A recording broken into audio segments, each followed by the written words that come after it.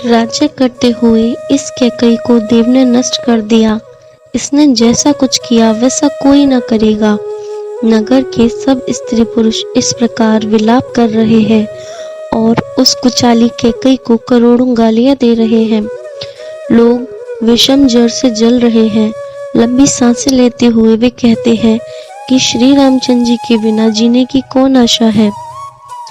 महान वियोग से प्रजा ऐसी व्याकुल हो गई है मानो पानी सूखने के समय जलचर जीवों का समुदाय व्याकुल हो।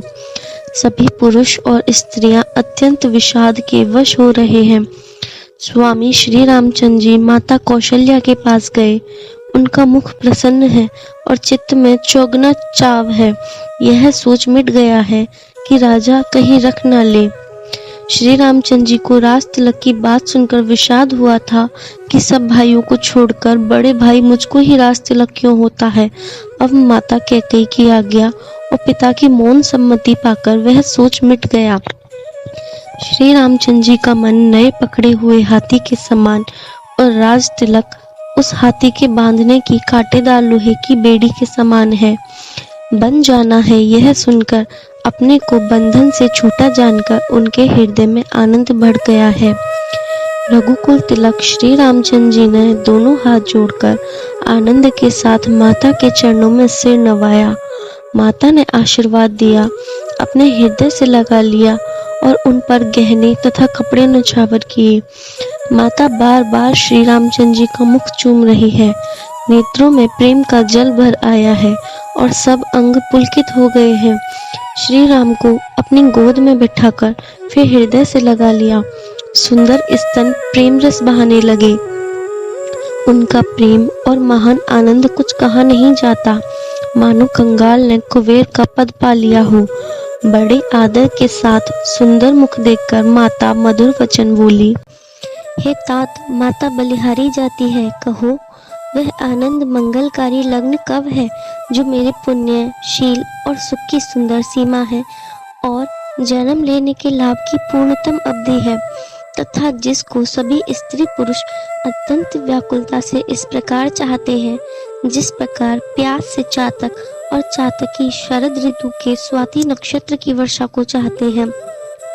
हे तात, मैं बलैया लेती हूँ, तुम जल्दी नहा लो और जो मन भावे कुछ मिठाई खा लो। भैया तब पिता के पास जाना, बहुत देर हो गई है, माता बलिहारी जाती है।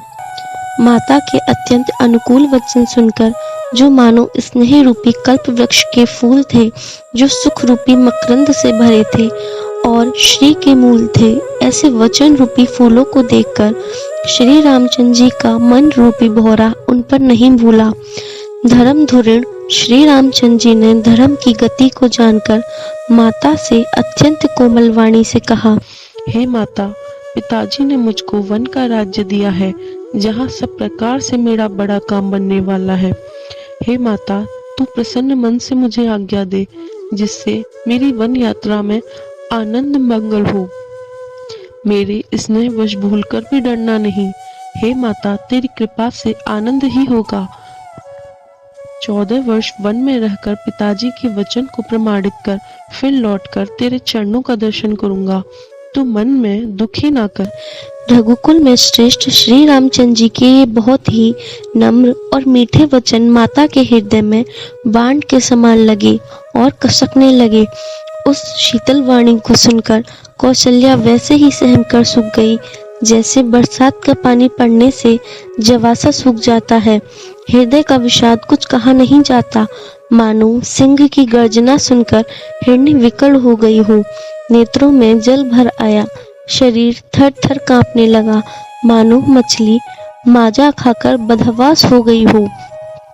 धीरज धरकर पुत्र का मुख देखकर माता गदगद वचन कहने लगी, हे तात, तुम तो पिता को प्राणों के समान प्रिय हो। तुम्हारे चरित्रों को देखकर वे नित्य प्रसन्न होते थे। राज्य देने के लिए उन्होंने ही शुभ दिन सोधवाया था, फिर अब किस अपराध से वन जाने को कहा। हे तात, मुझे इसका कारण सुनाओ। सूर्य वंश को जलाने के लिए अग्नि कौन हो गया? मंगल भवन